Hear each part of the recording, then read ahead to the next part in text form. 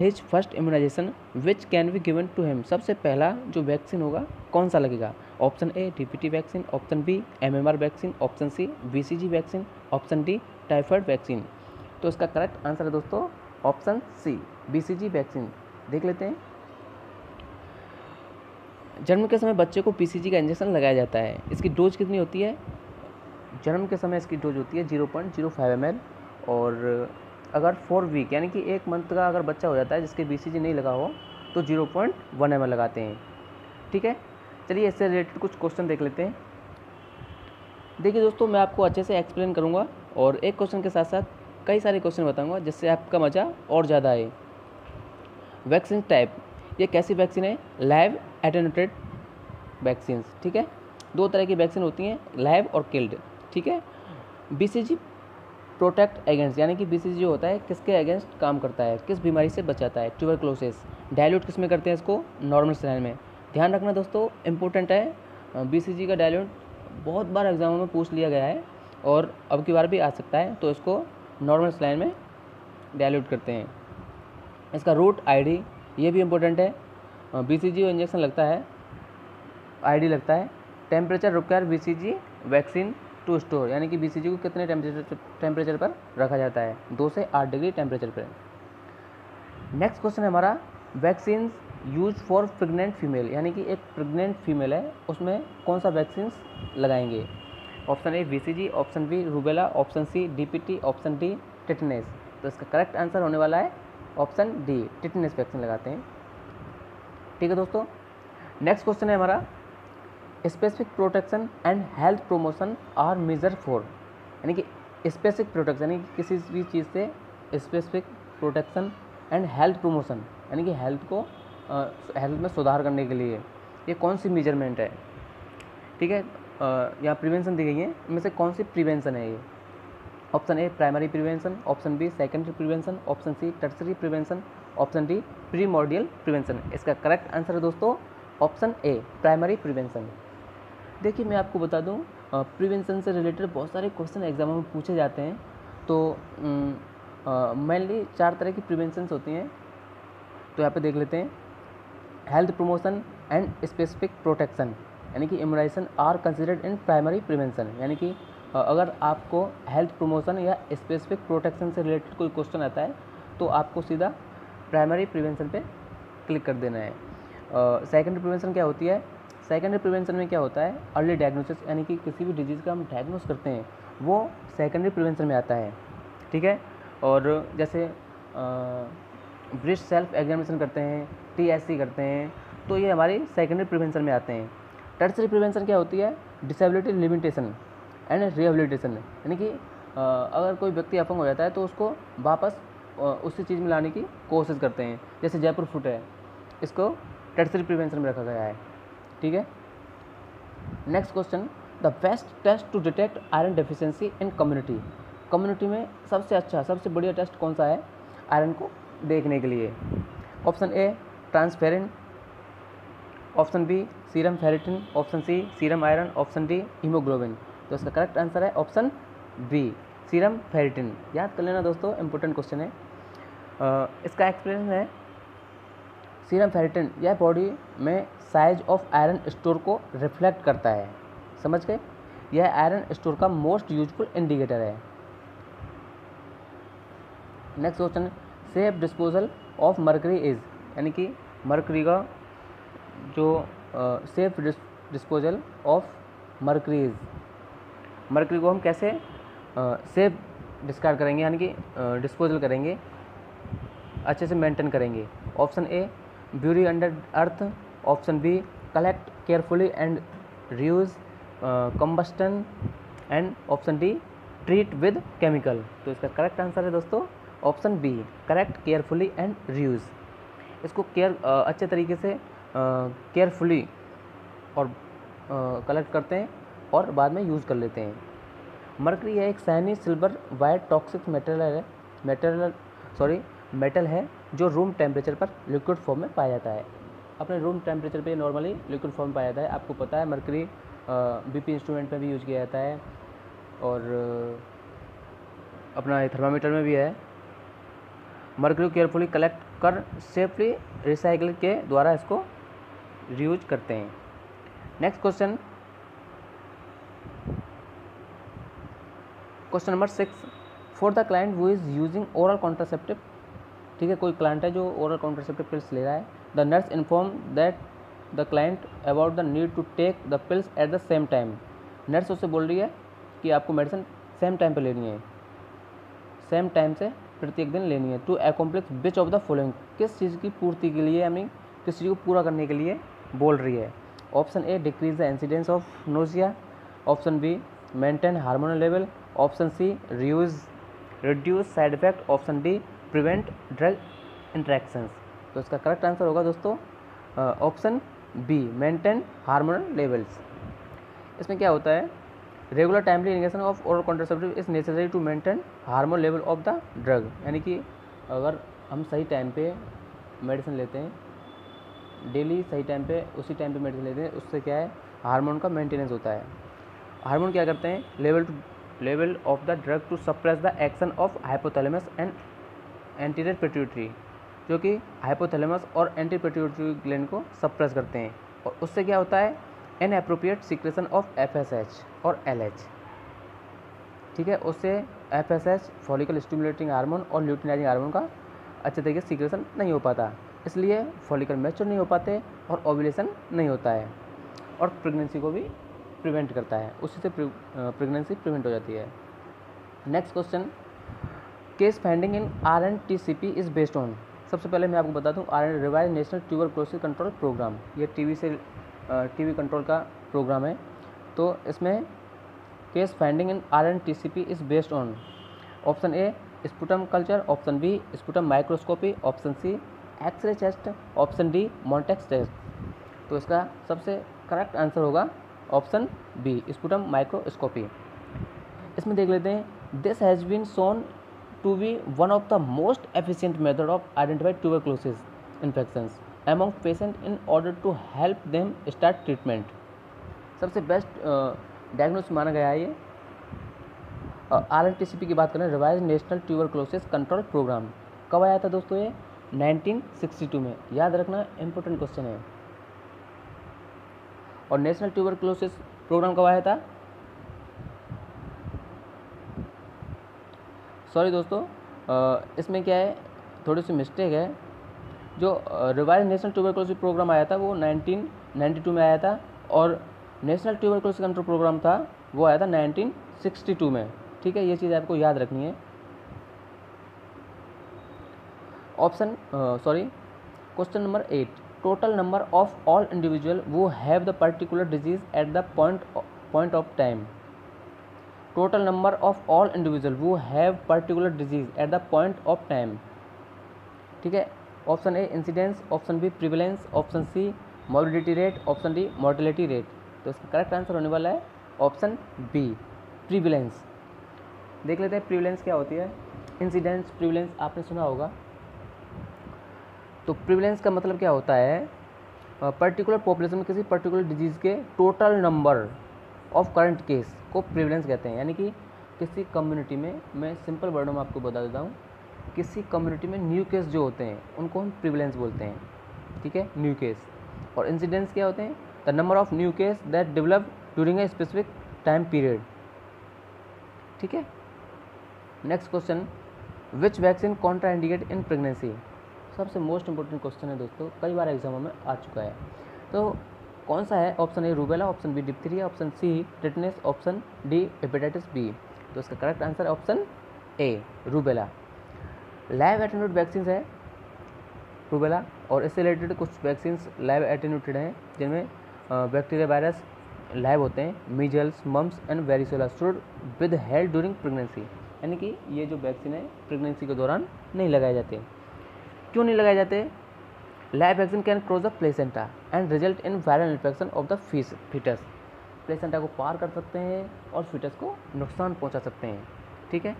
Next question, sentinel surveillance is done to, यानी कि sentinel surveillance किसके लिए की जाती है? Option A know the total number of cases in community, know the hidden case in community, know natural history of disease, option D plant intervention, इसका correct answer है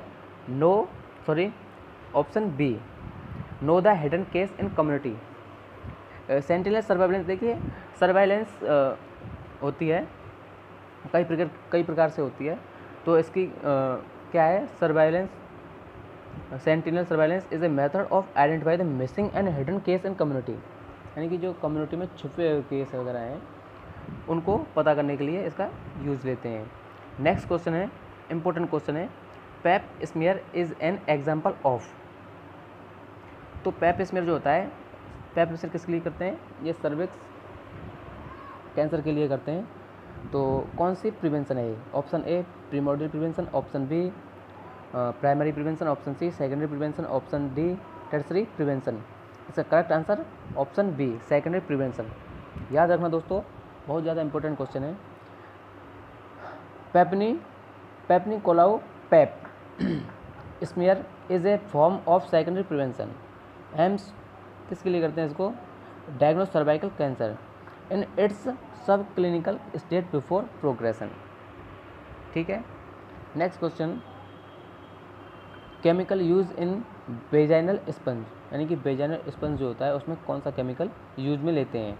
ठीक है, तो इसका करेक्ट आंसर होने वाला दोस्तों ऑप्शन डी नॉनऑक्सिगल 9। ये क्या है, यह वेजाइनल स्पंज टुडे, आजकल पता है आपको वेजाइनल स्पंज का जो किस नाम से आ रहा है, टुडे नाम से आ रहा है, उसमें यूज़ किया जाता है। ये केमिकल होता है जो सन को क्लियर करने के काम आता है। Next question, identify the national health programme duplicate by the symbol, यानी कि जो सिंबल आपको दिख रहा है ये कौन से प्रोग्राम का है, किस प्रोग्राम से रिलेटेड है। Option A RCH, option B IDSP, option C NPCB, option D NBDCP। तो इसका करेक्ट आंसर है दोस्तों option C NPCB, national programme for control of blindness. कब लॉन्च हुआ था ये, 1976। ये भी इंपॉर्टेंट क्वेश्चन है दोस्तों। आपको कम्युनिटी से रिलेटेड जितने भी प्रोग्राम हैं वो सब आपको याद कर लेने हैं, क्योंकि इनके जो कब लॉन्च हुए बहुत ही ज़्यादा इम्पोर्टेंट है, इसलिए इनको आप याद कर लेना। Preservative added in DPT vaccine, यानी कि DPT वैक्सीन में क्या मिलाते हैं। Option A zinc phosphate, option B aluminium phosphate, option C magnesium sulphate MgSO4, option D zinc sulphate ZnSO4। यहाँ पर correct answer option B aluminium phosphate. DPT में क्या मिलाते हैं, प्रिजर्वेटिव के तौर पे एल्यूमिनियम फॉस्फेट मिलाते हैं। ठीक है, एवं एल्यूमिनियम हाइड्रोक्साइड को काम में लिया जाता है। ये वैक्सीन की इफेक्टिवनेस को बढ़ाते हैं, यानी कि वैक्सीन जो काम करते हैं उसकी इफेक्टिवनेस को बढ़ाते हैं और काफ़ी लंबे समय तक उनको यूज भी कर लेते हैं। Question number 15, measles vaccine is kept in refrigerator in. Option A chill tray, option B freezer, option C tray below the freezer, option D service in the door. तो इसका करेक्ट आंसर है दोस्तों option B freezer में रखते हैं इसको। देखिए freezer, इससे रिलेटेड पॉइंट देख लेते हैं। मीजल्स कैसा वैक्सीन है, ये लैब वैक्सीन है, लैब एटेन्यूएटेड वैक्सीन है। मैंने आपको बताया था लैब और किल वैक्सीन होते हैं। मीजल्स वैक्सीन का रूट क्या है, SC, इसको याद कर लेना दोस्तों। जितने भी वैक्सीन हैं उनके रूट को याद कर लेना। जैसे BCG मैंने बताया ID होता है, मीजल्स SC होता है और JE भी SC होता है, और लगभग जितने भी हैं वो IM होते हैं। तो इसको डायल्यूट किस में करते हैं, डिस्टिल वाटर में। मीजल्स को किस में डायल्यूट करते हैं, डिस्टिल वाटर में। और मीजल्स का जो सबसे इम्पोर्टेंट क्वेश्चन है जहाँ से पूछा जाता है, कॉप्लिक स्पॉट। कॉप्लिक स्पॉट किस में देखने को मिलते हैं, ये मीजल्स में देखने को मिलते हैं। Koplik spot are the peculiar spots present on the buccal mucosa, यानी कि बक्कल म्यूकोसा पर ये प्रेजेंट होते हैं। बक्कल म्यूकोसा जो गालों के अंदर होते हैं। And are considered to be a diagnostic pathognomic features of measles rubella in the pre eruptive stage. ठीक है, ये आपको अच्छे से याद कर लेना है। Next question, the best method to treat diarrhoea in a child is. सबसे बेस्ट मेथड जो होती है डायरिया की, बच्चों को डायरिया सबसे ज़्यादा होता है 5 साल तक के बच्चे के लिए डायरिया बहुत बड़ी प्रॉब्लम हो जाती है। तो बच्चों को ट्रीट करने के लिए कौन सी मेथड यूज में लेते हैं? IV fluid, option B antibiotic, option C ORS, option D bowel binders. तो इसका करेक्ट आंसर है ऑप्शन सी ORS। ORS की फुल फॉर्म मैं आपको बताता हूँ, ओरल रिहाइड्रेशन सॉल्यूशन। ठीक है, यह क्या है? It is a best method to treat patient with diarrhoea. Prepare ORS with use within 24 hour, यानी कि जो हमने ORS बनाया है उसको 24 आवर्स में यूज कर लेना है। उसके बाद ये ख़राब हो जाता है, उसके बाद हमें डिस्कार्ड कर देना चाहिए इसको। तो ORS के कंपोनेंट हैं वो आपको अच्छे से याद कर लेने हैं, इसमें क्या क्या होता है। ORS से रिलेटेड क्वेश्चंस आता है। ठीक है, next question, what is the colour coding of BMW bag in hospital use to dispose blood bag, यानी कि ब्लड बैग को डिस्पोज करने के लिए कौन से कलर का हम जो बैग है यूज़ में लेंगे? Biomedical waste. Option A yellow, option B black, option C red, option D blue. तो इसका करेक्ट आंसर है दोस्तों ऑप्शन ए येलो। जो ब्लड से